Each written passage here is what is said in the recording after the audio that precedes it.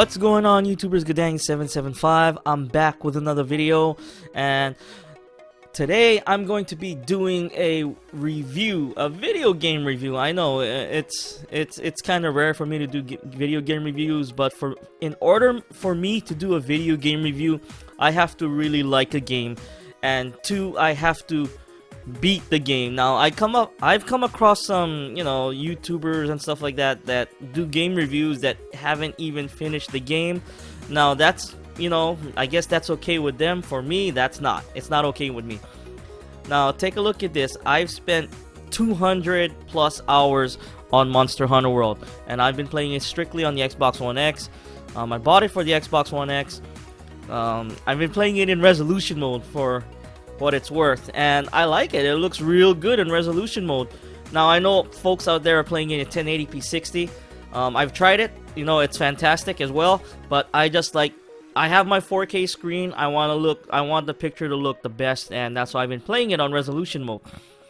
Now the pros about this game, Monster Hunter World, it's a breath of fresh air when it comes to gaming on the Xbox. Now PlayStation 4, they got similar games like this, and there's another game very similar made by Capcom, which is Dragon's Dogma, to Monster Hunter World. It's very similar. You jump on the monsters and whatnot. You take down huge, gigantic monsters. No exception. I mean, Monster Hunter World is the same thing, but it's a breath of fresh air. I've played Monster Hunter World on the DS before, and I think the PlayStation Vita. Now, those were, every time you would wander out onto the next screen, it would load. There'd be a loading time. The loading on those games were ridiculous. But when it comes to Monster Hunter World on the X, the Xbox One X, loading times are fantastic. It loads once at the beginning of the match, and that's it. You go everywhere. The thing is, it's not an open world type of game, which is I'm totally fine with. You got set places where you can go, set places where you can't go. And sometimes you get into a situation where you're fighting a monster and you get kind of cornered. Yeah, and then you're pretty much done. Okay, you're done. Difficulty, this game can be quite difficult if you're playing solo, but it's not impossible. I've beaten every monster solo easily. Okay, easily. Now, it takes time to learn the patterns, and the patterns also change as well. Okay, patterns of monsters change as the more higher rank you get. Look, I'm like level 70. I'm hunter rank 70 something, 76 I think. And the higher rank you get, and especially if you get the upgraded monsters, once you start seeing tempered monsters, I should say, in your investigations and your hunting list, it becomes quite a bit more difficult because the dinosaurs. I was gonna say dinosaurs. The monsters do change their patterns up, and they do moves you've never seen before, okay?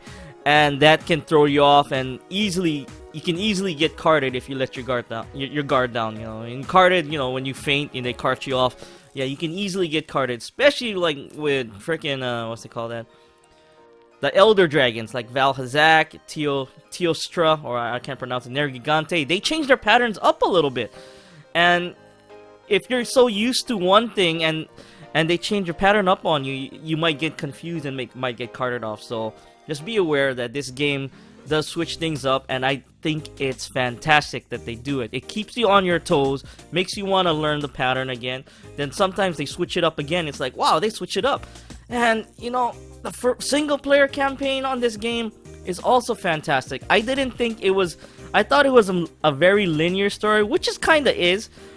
But it continues, it adds on to itself. Like when you think you're done with the game, especially, there's gonna be a little bit of spoilers in here. Okay, I'm gonna put a spoiler warning in the beginning as well. When you beat Zora Magdos, when you drive him off, it feels like, oh, okay, I beat the game. No, you're not. You're not done with the game yet. Okay, you're not done. You haven't even got to the Elder Dragons yet. Now, once you get to the Elder Dragons, then you're getting closer to the end of the game. But then you have to take on all the Elder Dragons. Then there's also a last boss at the end, like some people, like on my friends list, they play the game, and they after they drive away Zora Magdos, that's it, they stop playing. It's like, what are you doing? It's not done. It's not done. Keep on going. It's like, what, really? But yeah, I mean, 200 plus hours into this game, I've been having fun with it. Now, I've talked about the good things, okay? Consistency, and I love the weapons of this game. Okay, the weapons are fantastic. 14 different weapons, all with their own style, okay? I prefer the insect glaive. That's the best weapon in the game for me, but I can also use weapons like the Buster Sword,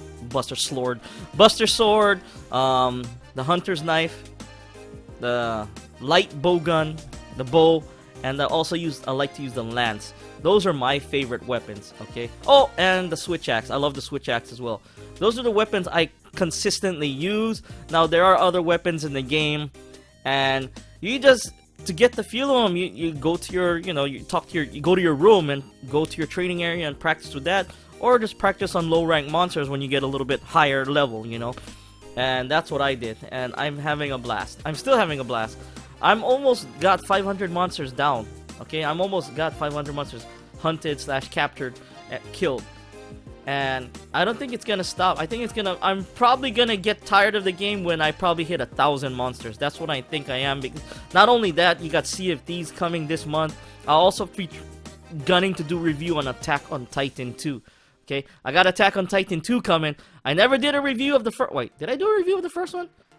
I know I talked about it. I forgot. I gotta go double check through my videos. I posted like 300 plus videos since I joined YouTube, so I gotta go through my video list. I forgot what I posted, but yeah, I'll be doing an Attack on Titan 2 review, and I'm the type of person who likes to finish the game, so don't expect a day one review. I'm gonna get my game just the same as everyone else does on release day. I'm not some type of special YouTuber that gets things early. Now I wish I was.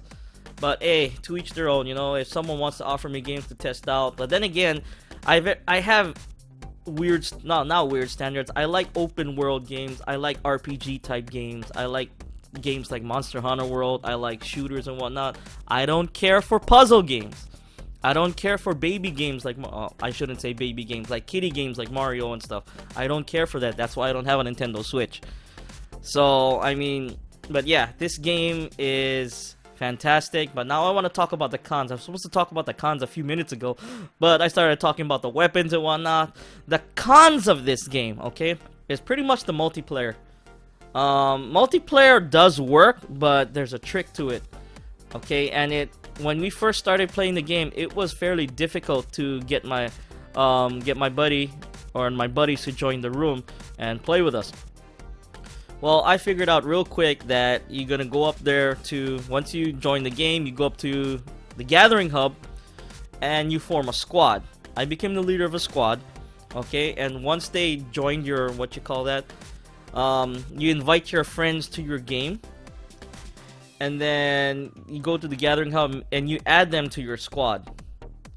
And I think that you have to do that with the lady. As soon as you get up to the gathering hub, that lady's right there, that lady right in the front. Yeah, you talk to her, you add your friends to your squad, and each time they go online or they jump on to play Monster Hunter World, they just log into your squad session and they'll be there when you log on. It'll say like, oh, your friend so-and-so joined the session, and vice versa.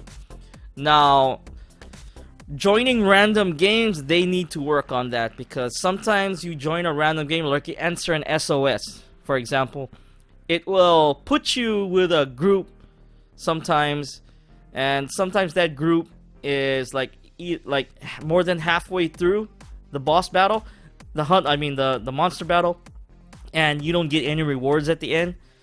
It's best to, now they did give, like the first couple times they never gave warning, but I think there was an update, so now they updated to where, like, when you're joining a match, it says, it's gonna give you warning saying that you joined the match a little too late, you're not gonna, to get rewards, do you still want to join the match? So, and the thing is, when you join a match, or someone joins your room when you send up an SOS, it increases the difficulty a little bit.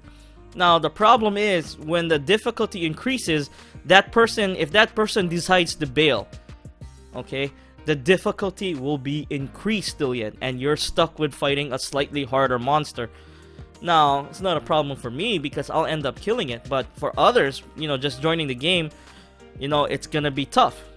I don't know why it's like that. Like, people can join the game, then jump out, and just to screw with people. So, they kinda gotta fix that. You know, I've had that happen to me once. Oh, twice actually. That happened to me twice. I ended up defeating the monster, but it was a bit harder than it normally was. So, but yeah, pretty much multiplayer was the downside. And let's see.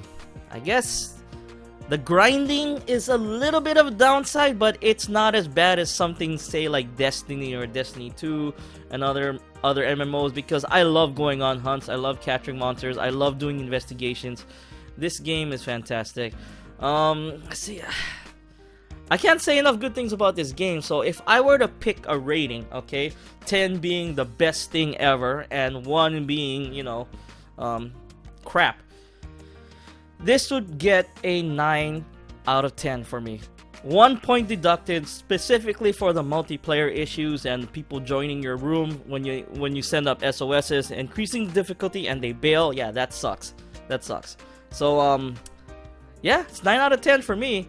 So if you folks thinking about looking to pick up Monster Hunter World, I totally recommend it. If you're into fantasy type, you know, sword and sorcery. This also has guns too. I mean, I love the gun factor in this. You got guns, swords, you got lances. I mean, the lance is freaking awesome. I got the insect glaive. My buddy calls it the fairy stick because he thinks it's such a sissy weapon.